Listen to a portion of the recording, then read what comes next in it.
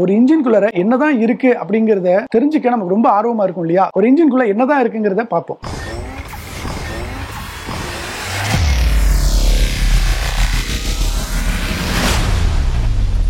Engine அப்படின்னு சொன்னாவே அது வந்து ஒரு சிலிண்டரா இருக்கும். அந்த சிலிண்டருக்குள்ள தான் நம்ம பிஸ்டனை வைக்க முடியும். சோ இந்த பிஸ்டன் வந்து அந்த சிலிண்டருக்குள்ள மேலேயும் கீழே இப்படி போயிட்டு வந்துகிட்டு இருக்கும். இந்த பிஸ்டன் வந்து எதோட கனெக்ட் ஆயிருக்கும்னா கீழே வந்து கிராங்க் ஷாஃப்ட் அப்படிங்கிற ஒரு மெட்டீரியல்ல கனெக்ட் ஆயிருக்கும். இந்த கிராங்க் ஷாஃப்டே வந்து தான் ஒரு டைம் செயின் மூலியமாவோ இல்ல ஒரு புஷ் ராடோ இது மூலியமா மேல கேம் ஷாஃப்ட் அப்படிங்கறதோட கனெக்ட் ஆயிருக்கும். கேம் ஷாஃப்ட்ல இருக்கிற வால்வ்ஸை ஃபங்க்ஷன் பண்ண வைக்கும். சோ இது எல்லாமே ஒரு கனெக்டட் ஃபங்க்ஷன் தான். இந்த வால்வ் தான் வந்து இன்டேக் அண்ட் அவுட் டேக் அப்படிங்கிற ஒரு ஃபங்க்ஷனை பண்ணும். ஃபியூவல் ஏரை வந்து உள்ள எடுத்து விடும்.